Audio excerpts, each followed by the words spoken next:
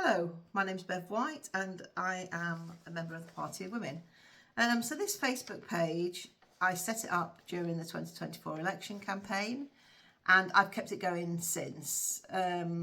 It's just somewhere that if people are interested in this issue locally, they can come on and watch. I sometimes go onto the local Facebook group and give the women's perspective there, pushing back against blokes transitioning and saying that they're women. Because it is having an impact on women's rights and our speech and the language surrounding us. Anybody who's aware will know that the Darlington NHS cases started this week as the nurses were 7 nurses. A man decided he was a female and everything changed. The changing rooms all of a sudden became gender neutral. I object to things like that. Anyway, so on the 12th of October, I put a post up about a women's conference in Brighton that went ahead in Brighton called Filia. The event was attacked. I think plate glass windows were broken, paint was thrown up, and the women attending were intimidated by groups of men and some women shouting out the next morning. Now, Mr. Hutchcraft came onto the page and he made a comment about such events being held, that councils need to be do better about allowing such events to come into their venues. And I said such events. And I also followed that up with how surprising that a man who reported me to the police for hate objects to women talking about women's issues. So that was a loaded thing? Yeah, of course it was. Because I have previous with Mr. Hutchcraft. I can't pretend that I don't. I don't have much time or tolerance for him. James Hutchcraft said, at no point did I say I object to women talking about women's rights.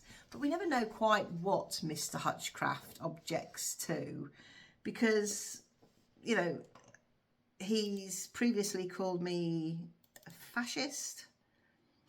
What's it? I promote bigotry. I engage with an organisation that promotes bigotry while hiding behind the shield of women's rights in order to push forward their fascist agenda. So he's quite wordy and he's quite good with the names, but he doesn't really say what is it that he believes in.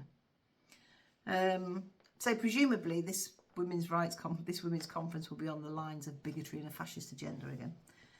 Hence my comment. I'm not quite sure how Mr. Hutchcraft wants to go on. So later on, I ask, can you say why a women's conference in Brighton is problematic? And that's a disingenuous question. And why is it disingenuous? I don't know. So that was a continuation of my such event. Why is a women's event problematic? Again, he's not saying what he thinks. It's all right saying it's a disingenuous question. Why is it disingenuous? Talk to me like I'm Aunt Nelly, James. You know, you say to me that that I am disingenuous, but I also think that you are disingenuous. You know, you criticise me for our first interaction, clouding our interaction since. Who put that first interaction down? Who made that first negative comment? You did. And so you have set the tone for our comments. So you don't clarify anything. And again, so if I ask for clarification, that is disingenuous. If I attribute meaning to a comment that you make, that is disingenuous. And it's not asking for clarification or justification. So, and then you say that I try to say, you say something and I put meaning on it that you didn't say. But you have the opportunity to clarify, don't you, James? And you never do. Why is that? Why don't you clarify what it is that you mean? Then it serves there being any ambiguity, doesn't it? If you're clear about what you mean, you can pull back on the name calling. You also say, I don't ask genuine questions. They're loaded. Sorry, I don't ask genuine questions. You say my questions are loaded or disingenuous. I don't think it's, again, one of my contributors, Una Smart, and Una, I really appreciate your contributions. She kept on asking you, what is it? What is the problem? Where is the risk for the women's conference? And you refuse to answer. Again, That's not women being disingenuous, is it, James? That's you being disingenuous. Who's going to engage? Name me one person who would engage if I hadn't made my name known by standing in St Neots Market Square throughout 2023. If I hadn't written to the town council, and if I hadn't stood for general election, because standing for a general election was the biggest thing that got my name known. And it's probably the thing that draws most people to my website now, to my webpage. So who would engage with me? If I hadn't done that, who would be engaging with me? Tell me. Because I don't know anybody other than those that I've already spoken to. So the people who want to speak to me aren't afraid to talk to me. The people who don't want to talk to me and will call me names don't want to talk to me anyway. And when I write about it and put it up, they want to talk about it even less. So again, are the people who are name calling are the ones who know what they're name calling about, allegedly? Or do they? Or they just call a name because they've not really thought about it and then they don't like it when they're pushed. You say I don't care about free speech. And yet you were the one who reported me for a non-crime hate incident to the police. What did you expect there to happen there, James? Wasn't that meant to curtail my speech? Didn't you think that the police were going to come round and warn me? Didn't you think that was going to shut me up? So who cares about free speech, James? I could block you from my page, and I don't. Why is that? Even though I think that you're disingenuous yourself. You say that I shout down those who dare disagree with me. I have an opinion, James. I'm not scared to vocalise my opinion. And if you come in with some tosh onto my page, why am I going to agree with you? Is that what you do? Do you agree with every stupid little piece of information that you hear if it comes from the right mouth? Do you not disagree? You don't agree with me. Difference is you just don't say, do you? You can't say. What is it you actually agree with, James? You say that I only know about the police after attempting to harass you with numerous codes of conduct complaints. So how did I what led me to make those code of conduct complaints, James? What was it? Was it me standing for election? Is that what we blame? Because if I hadn't stood for election, you wouldn't have put that first post up. You wouldn't have burnt my leaflet. You wouldn't have followed me onto Twitter. You wouldn't have then come from that personal third-party page onto my personal Facebook page, would you? So who's harassing who, James? What did you want me to do? So when somebody said to me, oh, hold on a minute, police liaison officer, councillor, you need to put in a complaint to the district council, his political party, complain to the electoral commissioner and try and get some media interest. What do you want me to do? So I put in a complaint. Now, you will know, but people don't, it's like code of conduct process has 3 tiers to it. So within the parish council, it will be your parish. They do the tier 1 and then the tier 2. And if it doesn't agree, then it can go up to tier 3. And then I believe it's the monitoring officer that gets involved from the district council. Within your political party, that also has 3 layers So everything takes time. So I put in my complaint, you respond.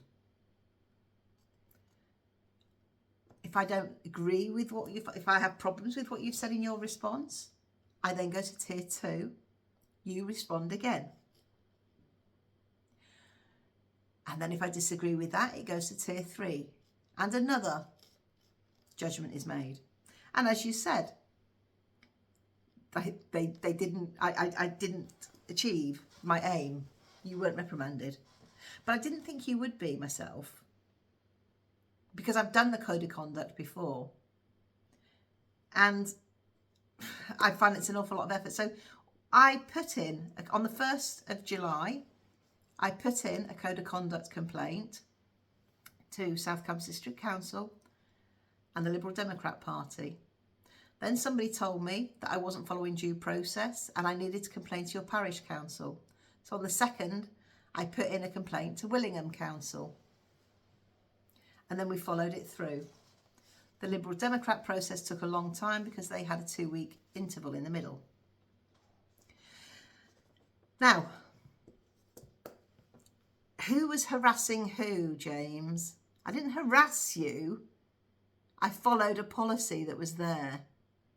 You refuted my policy, the points I brought up of you harassing me around social media. You also disclosed that you went to the police. Who was harassing who, James? What did you want the police to do? They were supposed to come knocking on my door, weren't they? And then what? Were you looking forward to going to court? You were a police liaison, so you must know how non-crime hate incidents work. But there again, you know. But you're calling me a liar and say that I'm disingenuous. You say that I refuse to engage with sincerity and constantly cry wolf. That's rich. That is really rich coming from you. Where do I cry wolf? Give me an example. Not agreeing with you. Is that crying wolf? Interpreting the words that you daren't say? Because when you burnt this, James, did you actually read it? And did you think what you were actually saying? What was the message you wanted me to take? You burn a leaflet that says, no woman has a penis, no man has a vagina. There's no such thing as non-binary, and transitioning children is child abuse. Presumably you disagree with all of that and you think that a woman does have a penis and a man does have a vagina. You know, on the back of it, it says, men who claim to be women are in female-only spaces. Well, they are, because I made a complaint at St Nate's Council for this. Your colleague, Mr Ian Sollum, who's now my MP, walked out of that meeting. He didn't want to talk to me. After that meeting, after one of the hustings, where I'd spoken about men in women's wanting to get into women's prisons, which piqued me, Mr Sollum said he disagreed with me. Liberal Democrat policy is about putting men into women's places, isn't it? So how would you say I'm disingenuous? On the back of here it says children are being indoctrinated into this nonsensical ideology at school in PSHE as well as the entire curriculum. On the front it says, checking local school policies, I was dismayed to find that most breach government guidance or legislation. Why has this happened and how has it affected your children?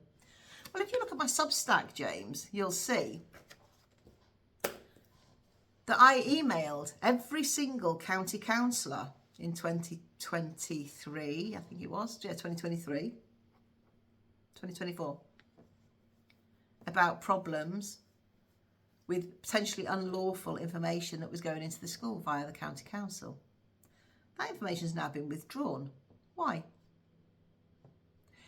I've broken a policy. I've criticised Longsand's policies online. It's the same for lots of schools across here. So you're okay with that, presumably. I've criticised Huntingdonshire District Council and their policies. I don't quite know what it was that you think that I'm being disingenuous. Or is it you just want to shut me up? Because you're the authoritarian one. And so it's easier to call me, isn't it, the names, than look at your own cowardice. Because what are your views, James? Why are you so afraid to say? And if I were the Troons, I'd be thinking, why are you saying something to defend me on one place, but then you can't follow it through on another? Trying to play both sides, James. Anyway, so I'm going to put up the Code of Conduct complaint. I'll put everything else up. You can have the right to reply. I'll put all yours up if you like, but you have to give me permission. In fact, you can put it underneath. I'll make a substack out of this and put all the documents up. People can come to their own conclusions. You put your responses to me up. And let's see who was unreasonable. Anyway, gonna go now. Bye.